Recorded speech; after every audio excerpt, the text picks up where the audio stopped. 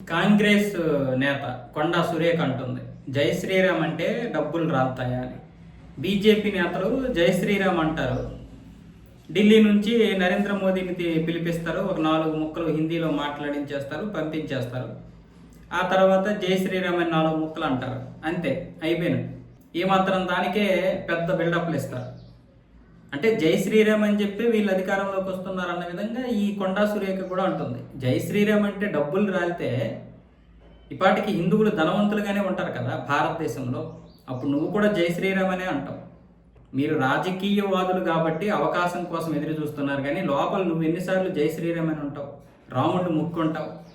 లోపల మాత్రం మీ అందరికీ దేవుడు కావాలి, బయటకు వచ్చేసరికి మాత్రం ఓట్ల కోసం ఇలా విమర్శిస్తూ ఉంటారు. జై శ్రీరామ్ అంటే మాకు మనోధైర్యం వస్తుంది, జై శ్రీరామ్ అంటే మాకు భక్తి వస్తుంది, జై శ్రీరామ్ అంటే మాకు బలం వస్తుంది, మేము దృఢంగా ఉంటాం, బలంగా ఉంటాం. జై శ్రీరామ్ అంటే మాకు ఆనందం ఉంటుంది.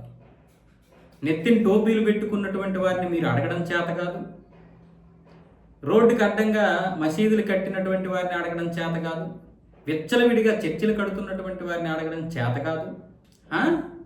రోజుకి 5 సార్లు నమాజు పేరు చెప్పి చెవుల్ని ఊదర కొట్టేస్తున్నారు. హైదరాబాద్, బెంగళూరు, చెన్నై, ఢిల్లీ, ముంబై, అహ్మదాబాదు, ఇలా ప్రధాన నగరాలు ఒక 60-70 నగరాల్లో అసలు ప్రజలు బ్రతకడానికి భయపడిపోతున్నారు. ఆ పక్కనే ఉన్నటువంటి కొన్ని మసీదులు అయితే రోజుకి 5 సార్లు పెద్ద పెద్ద సౌండ్తో అంత దినిగా రోజుకి, అంటే ఒక్కొక్క నమాజ్ 3 నిమిషాలు 5 నిమిషాలు అయినా సరే అది ఎంత పెద్ద వైలెన్సు, అది ఎంత అనారోగ్యానికి దారితీస్తుంది. దీని గురించి అడగడం చేత కాదు, కానీ జై శ్రీరామ్ అంటే మాత్రం నొప్పి ఒక్కొక్కడికి. ఇలాగే సనాతన ధర్మాన్ని, హిందువుల్ని హేళన చేస్తున్నటువంటి వారు ఒక్కొక్కరు మట్టి కరిచిపోతున్నారు. ఇంకా మీకు సిగ్గు రావడం లేదు. కేరళంలో ఏదో గెలిచిన తర్వాత పెద్ద ఇది అనుకుంటున్నారు మీరు, పోటుగాళ్ళు అనుకుంటున్నారేమో. మట్టి కరిసిపోయింది ఒక జాతీయ పార్టీ మీది. తిప్పు కొడితే 4 రాష్ట్రాలు లేవు, అందులో సరైనటువంటి విధానం లేదు, ఇచ్చినటువంటి వాగ్దానాలు నెరవేర్చలేకపోతున్నారు. పాలన మీద దృష్టి పెట్టండి. ఎప్పుడు అధికారం కోసం అర్రులు చాస్తూ హిందువుల్ని కించపరిచే మాట్లాడడం తప్ప ఇంకా చేత మీరు పీకింది ఏమీ లేదు.